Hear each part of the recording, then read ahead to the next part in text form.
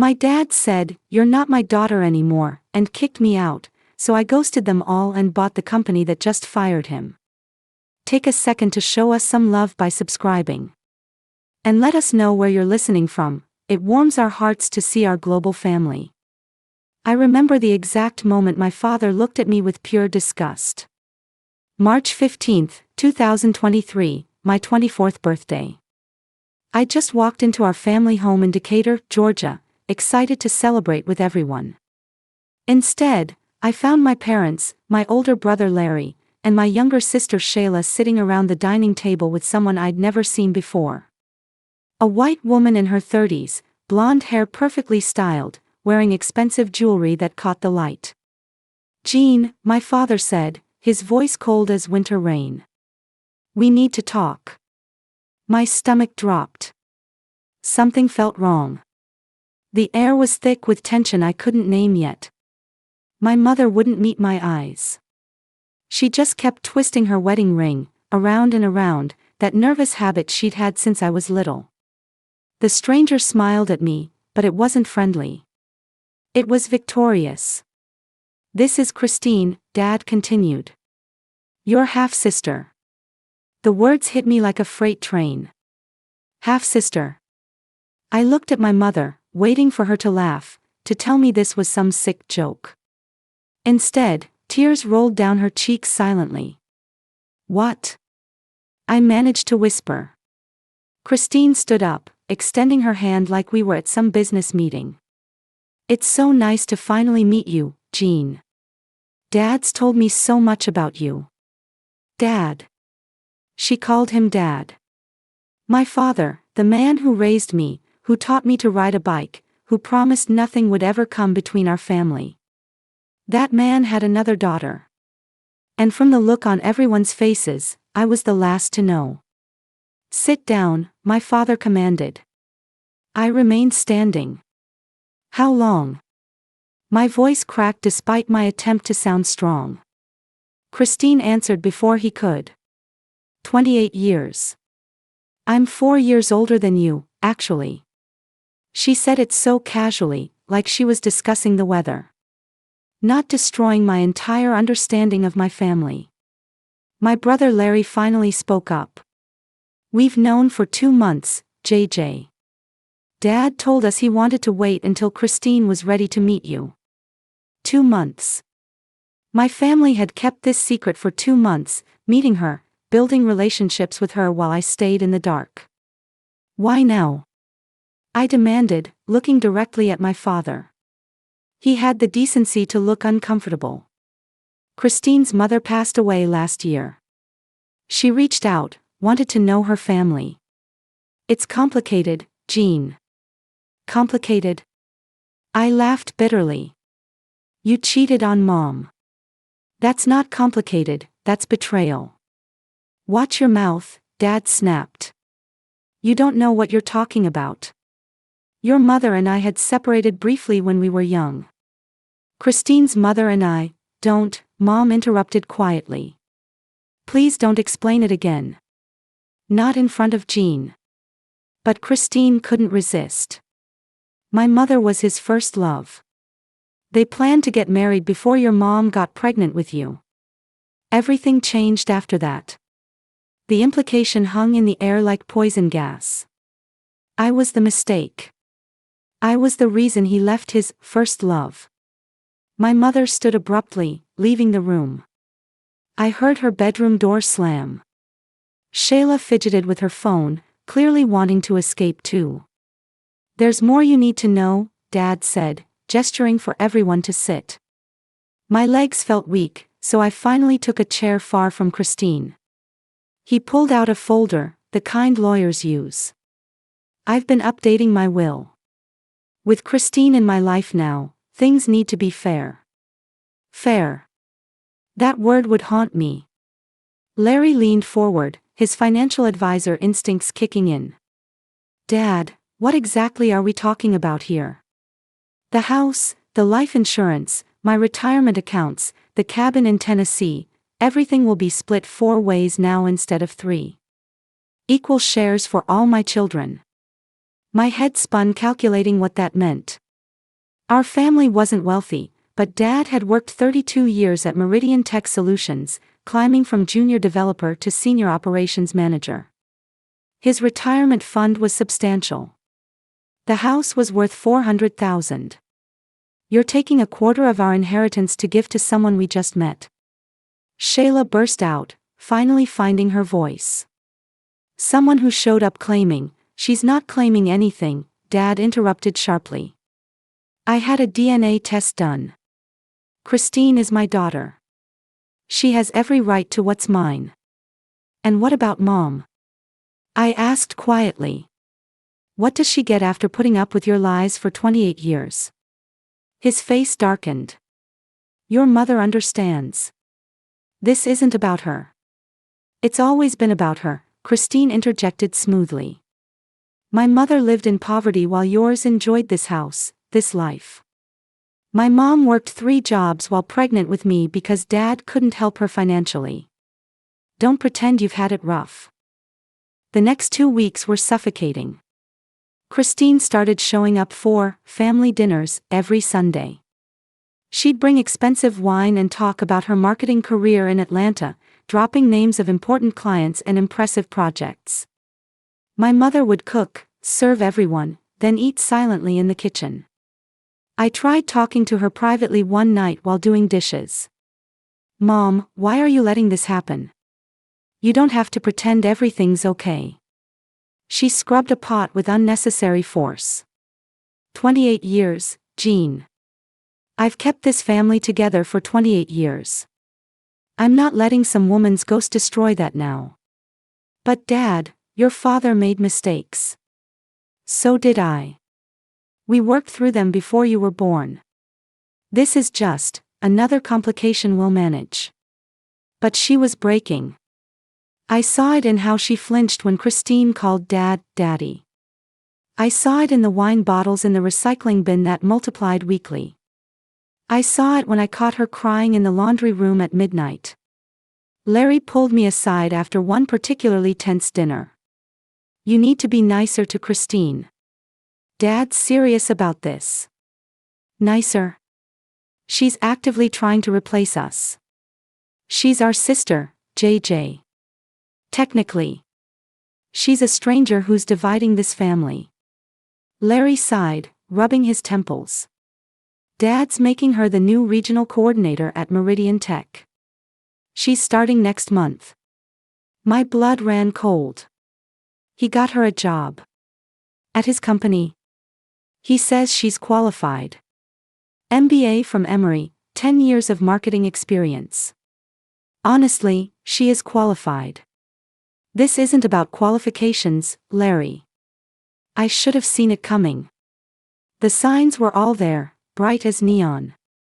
But I was too focused on my own job, my own life, to notice how thoroughly Christine was weaving herself into our family's fabric. I worked at Meridian Tech too, had been there for 2 years in their data analytics department. I'd earned my position through a competitive internship program, working 70-hour weeks to prove myself. I was proud of building something separate from Dad's shadow. The Monday Christine started, she showed up at my desk with coffee. "I thought we could grab lunch. Start fresh. I know this has been hard for you." I wanted to refuse. But everyone was watching, and I didn't want to be the villain. "Sure." Noon. Lunch was at this trendy spot downtown, expensive. Christine ordered confidently, chatting about her apartment in Buckhead, her Tesla, her friend group. Everything felt calculated to emphasize how successful she was. "I hope we can be real sisters," she said, reaching across the table to touch my hand. I pulled back instinctively. "It takes time. I understand. I just want you to know, I'm not trying to take anything from you. I just want what's rightfully mine too." That phrase again. Rightfully mine. Like my entire existence had been stealing from her. Over the next month, I watched Christine charm everyone at Meridian Tech. She had this way of making people feel special, seen. She'd remember details about their kids, their hobbies. She brought donuts on Fridays. She stayed late, came in early. It started small. Comments in meetings like, maybe we should check Jean's numbers on that, or, I think there might be an error in the data analysis. Always phrased as concern, never outright accusation. My manager, Gerald Miller, started double-checking my work. Nothing was wrong, my analysis was solid. But seeds of doubt had been planted. Then Christine befriended Priya, my closest work friend. They started having lunch together. Priya began acting distant with me, cutting conversations short. One Friday, I overheard them in the bathroom. I was in the stall when they entered, didn't realize I was there. I just worry about her mental state, Christine was saying. This whole situation with our family has been so hard on her. I've noticed her work slipping. Jean's always been sharp, Priya defended me, but her voice held uncertainty. I know. But grief affects people differently. Finding out about me, feeling like she's losing her father's attention, it's a lot. I've caught her crying at her desk twice. That was a lie. A complete, calculated lie. Maybe you should talk to her. Priya suggested. I've tried. She shuts me out. Just, keep an eye on her. If she seems unstable, maybe mention it to Gerald. I sat frozen on that toilet, hand over my mouth to keep from screaming. She was systematically destroying my reputation. That night, I went through my work emails, my project files. Someone had been accessing my accounts. Small changes in reports, nothing obvious, but enough to make me look careless. All the access logs pointed back to my login credentials. I tried telling my father. That was my first mistake. Sunday dinner, I asked him to talk privately. We went to his study, surrounded by his books and awards. Dad, Christine is sabotaging me at work. She's accessing my accounts, spreading rumors, stop. His voice was steel. I'm not listening to this jealousy anymore, Jean. It's not jealousy.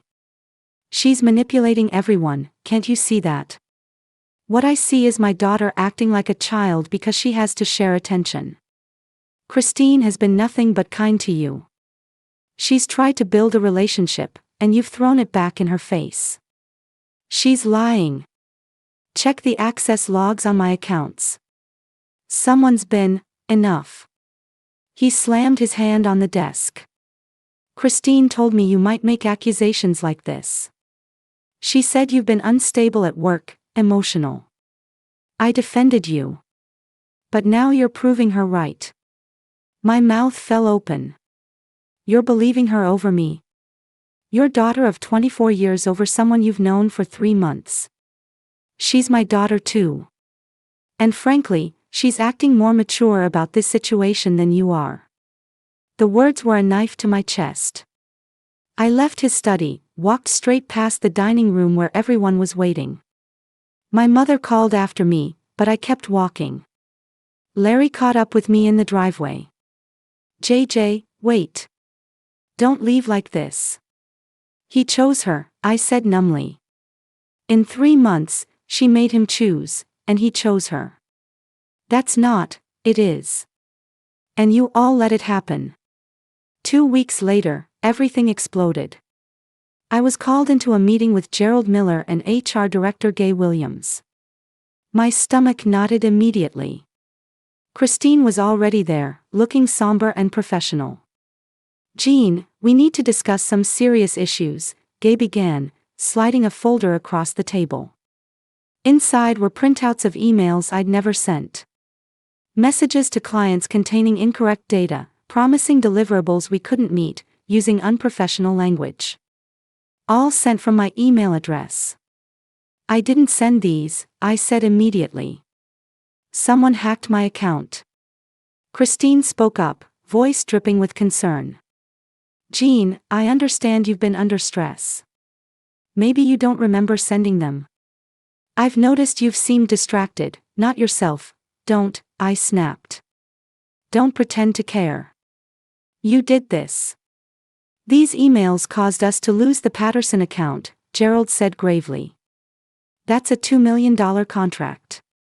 The client specifically cited these communications as reasons for terminating.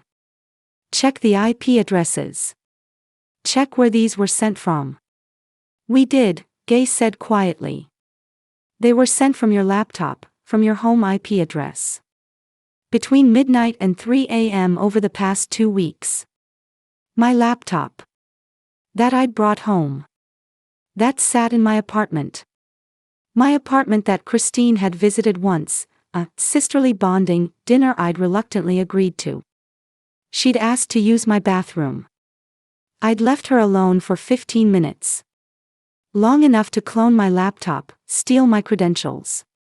This is insane, I whispered. You're firing me. We're letting you go, effective immediately, Gay confirmed.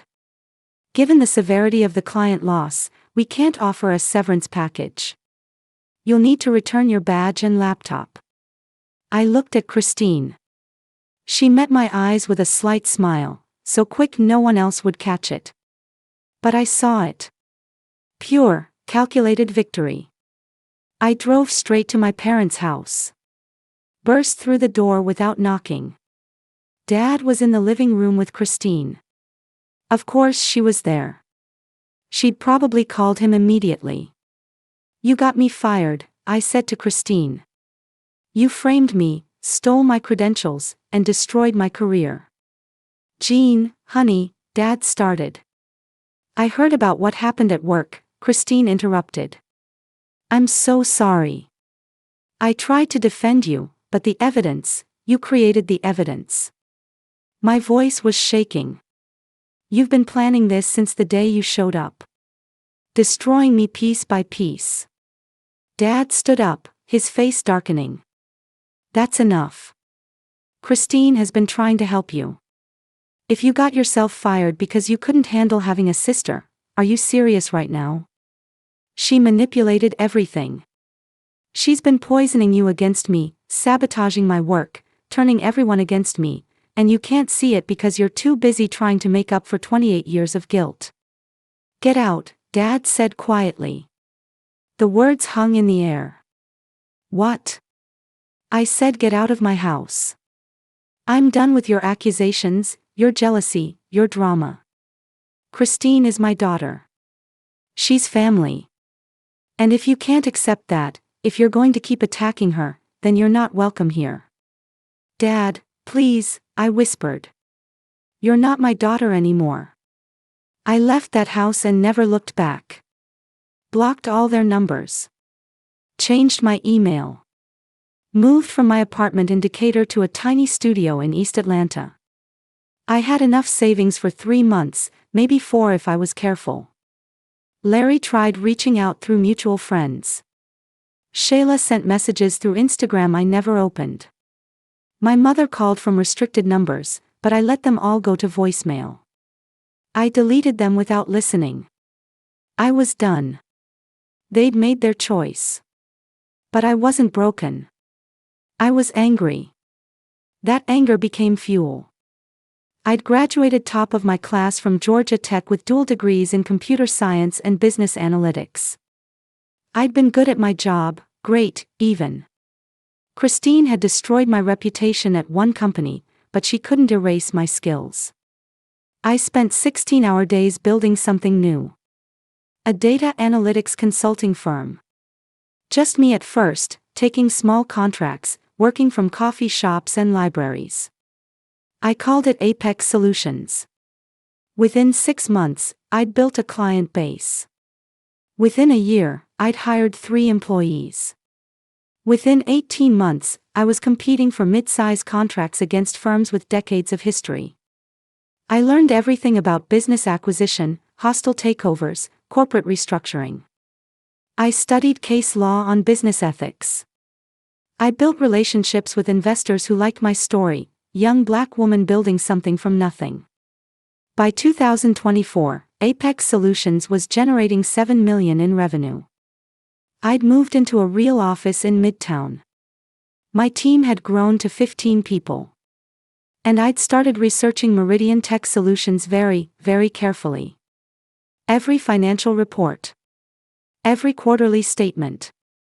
Every contract they held. Every weakness in their corporate structure. Meridian Tech had problems. They'd lost several major accounts over the past year, including the Patterson account they'd blamed on me. Their stock was down 32%. Leadership was stagnant. And they were hemorrhaging talent to competitors. They were ripe for acquisition. I spent 9 months building a coalition. Investment firms who saw the potential. Private equity groups who wanted a foothold in the Atlanta tech sector. I leveraged every connection, every relationship I'd built. On November 3, 2024, Apex Solutions, backed by Greystone Capital Partners, made an offer to acquire Meridian Tech Solutions. $15 million. The board resisted at first. But our offer was fair, our financing was solid, and their shareholders were tired of losing money. By December 15, the deal was done. I owned Meridian Tech Solutions. Not just a portion. Controlling interest. I was 25 years old, and I owned the company that had fired me. The company where my father had worked for 32 years. The company where Christine had destroyed my reputation. My first day as owner, I walked through those halls with my head high. People who'd gossiped about me, who'd believed Christine's lies, who'd watched me get fired, they all stared. I called an all-staff meeting. Stood in the same conference room where I'd been terminated. Good morning. I'm Jean Morrison, your new owner. We're implementing immediate changes. First, we're conducting a full audit of all client accounts. Second, we're reviewing all employee conduct over the past 2 years. Third, we're restructuring management. I looked directly at Christine. She'd gone pale.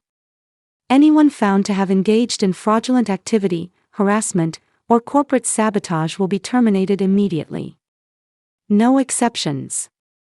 The audit took 3 weeks. My team was thorough.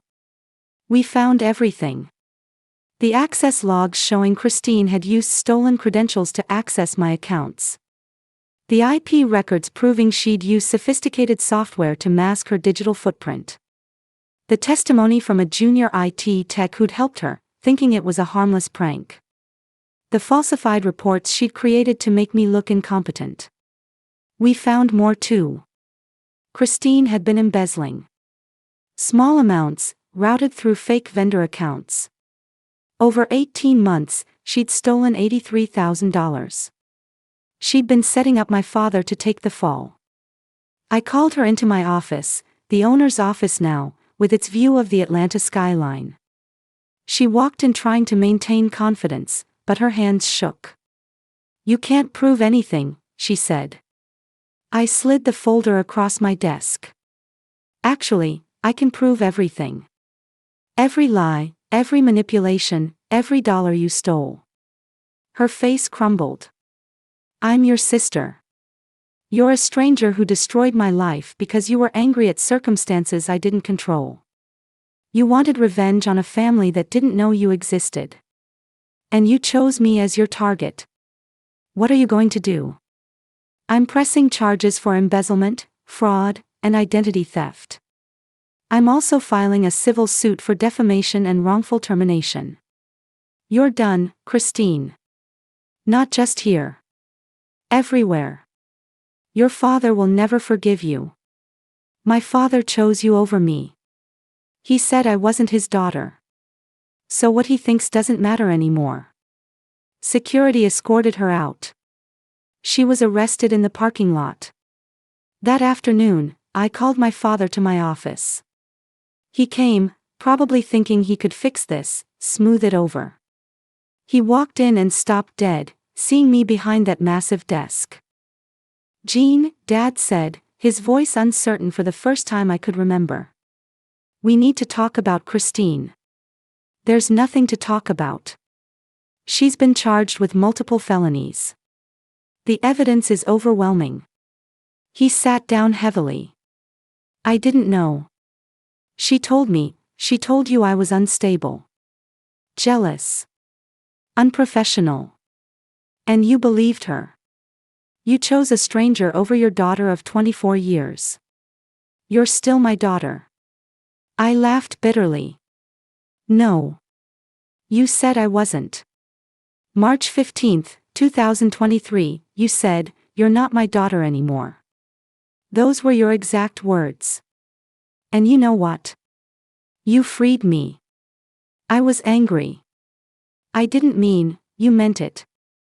And everything that's happened since has been because of that choice.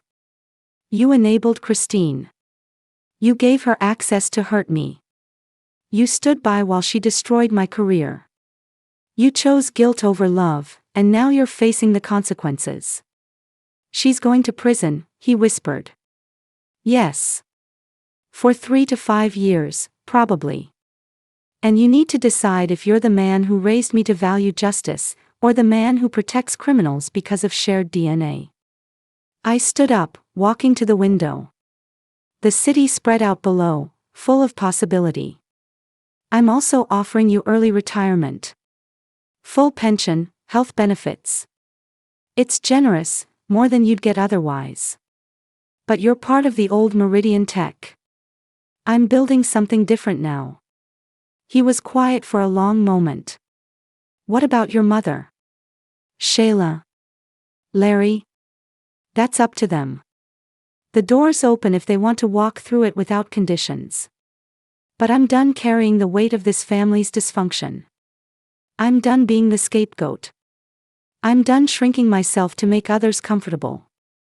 He left without another word. 2 months later, I had lunch with my mother. Just the two of us, neutral territory, a cafe in Virginia Highland. She looked older, tired, but there was something different in her eyes. Strength, maybe. I filed for divorce, she said. I'm sorry it took me so long to choose you. We cried together. It wasn't perfect, and it didn't erase the pain. But it was a start. Shayla reached out through email. We're taking it slow, rebuilding trust. Larry apologized 6 months later, admitted he'd been a coward, chosen the easy path. I haven't forgiven him yet. Maybe I will. Maybe I won't. Today, Apex Solutions and Meridian Tech have merged into Morrison Technology Group. We're worth $42 million and growing. I'm 26 years old, and I've built an empire from the ashes of betrayal. The girl who was told she wasn't a daughter anymore became a woman who didn't need that family's validation to know her worth. Sometimes the best revenge isn't revenge at all. It's becoming so successful, so powerful, so completely self-made that the people who try to destroy you become irrelevant. I didn't just survive. I conquered. And every single day, I'm grateful my father kicked me out. Because I never would have built this life if I'd stayed in that house, accepting scraps, fighting for love that should have been freely given. They tried to break me. Instead, they freed me. And that's the greatest gift they could have given, even if they didn't mean to.